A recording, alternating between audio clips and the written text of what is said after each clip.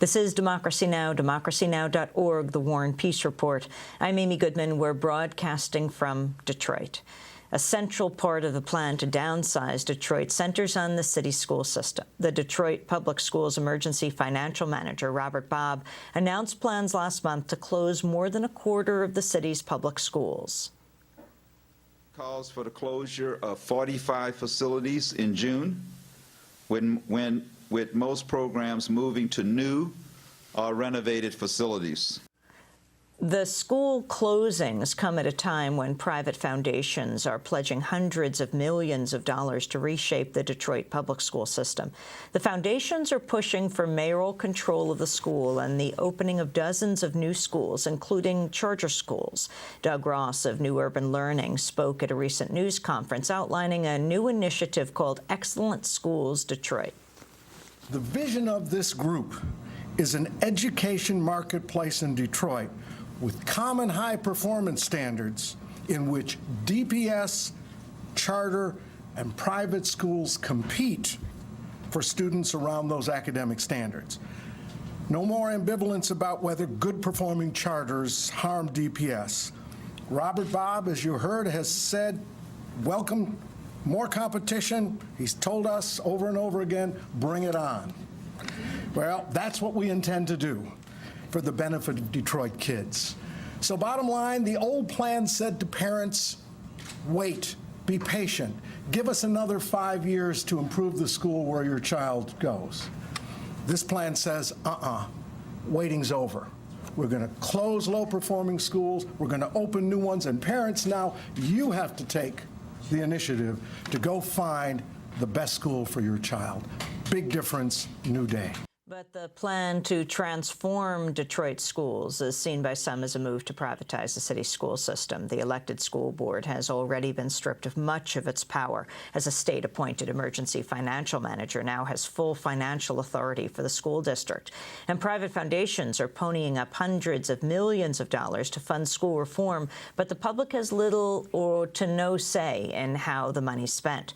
To talk more about this, we're joined now by Nate Walker, a former Detroit school teacher, now a member of the school development team at the Boggs Educational Center. The Boggs Center is developing a plan to open its own neighborhood-based school next year. Nate, welcome to Democracy Now! Explain the way the system works. As I read about what's happening here in Detroit and talk to people, I am continually thinking about, well, after Hurricane Katrina in New Orleans, and about Arne Duncan recently, the education secretary, saying the best thing to happen to education in this country is after Katrina in New Orleans.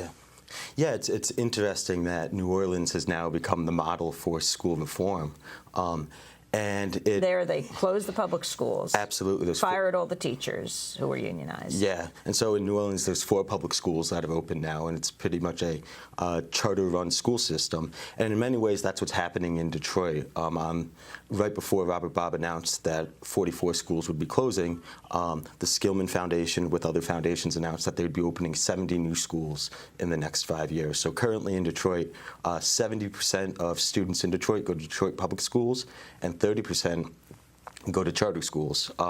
The Excellent Schools Plan, which was announced about a month ago, intends that by 2015, 25% of students will go to Detroit public schools and 75% will go to charter schools. So you can see the shift in who's going to be providing education in the city of Detroit. How many kids go to school here in Detroit, and how has that number changed? Well, when I began teaching in 2002, there was 160,000 students in the Detroit public schools, and currently there's about 88,000. So you can see that number has almost been cut in half.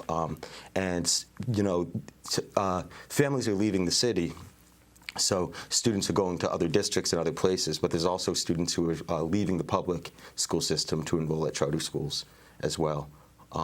And so it's interesting in the context of the shift of who's going to be providing education. There's a couple things happening. I think first, as was mentioned in Doug's clip when he spoke, the foundations are not only going to be providing money to start new schools, they're also setting up an accountability network. So now they're going to be deciding what constitutes a good school to be closed or to be opened. And so that's totally taken out of the realm of the public sphere, where parents and community members decide on a type of education that is necessary for the city. And foundations and folks who aren't necessarily considering those voices are deciding what's good education. And in a certain way, that's going to be driven by what we call student achievement, right? And in a sense, student achievement is a number of how students perform on test scores. It's a bottom line. And so it's a system that's being started and developed on this assumption of a bottom line. That's the most important thing about schooling. And it's changed what a parent's role in schooling is. So before, where a parent would have a voice either by running for school board or contributing to how education happens, now they're delegated to the role of consumer, where they exercise their choice as to where they can enroll, but not necessarily how they can be involved in the schooling process. And that's very similar to what's happened in New York City when Joe Klein took control of schools. You see this shift where folks call for parental involvement, but not in any of the decision making. It's so be involved on our terms because we know what's best for your children. Can you explain what schools are closing, what schools are opening? And so the closing plans aren't finalized. They'll be finalized in about 2 or 3 weeks after town hall meetings have been conducted at the buildings that will be closed. And those town hall meetings were sort of very scripted and regulated as to who could participate in them and who had a voice there. But in the particular neighborhood that I live in, they're moving a school of choice in the school district. So this is a Detroit public school that you have to essentially apply to get into. And so that school's staying open and moving to a new building. The neighborhood schools, which serve neighborhood students, are being closed. And so in this particular case, Burton International is moving to Owen, which was a neighborhood school.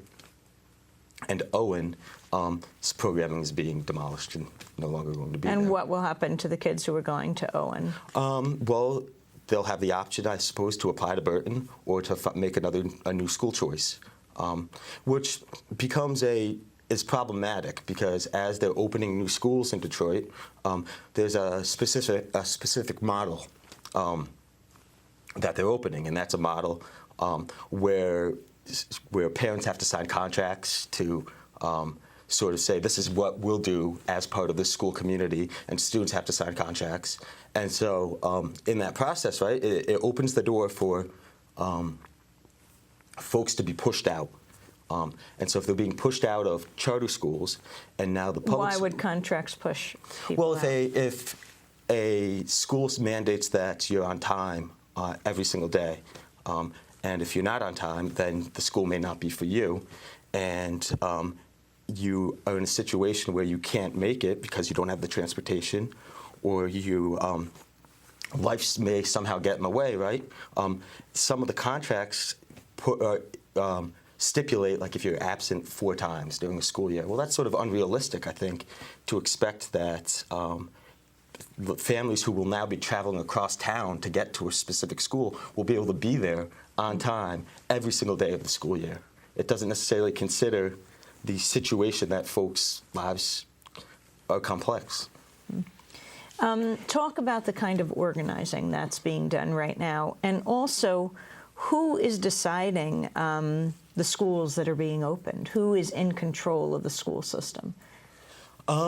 So the organizing that's happening now in Detroit is primarily around the school closures. And so myself and some former teachers also are trying to organize a vision for a new type of neighborhood school, because if neighborhood schools are closing, we are trying to figure out how we can set up a school in our neighborhood that considers the voice of the community. And so we hope to organize folks around that idea and around this neighborhood school. In terms of who decides how schools are open, in Michigan, schools become chartered through public universities, through the existing school district, or through a community college. And so there's sort of a small network of universities in Michigan right now that charter schools.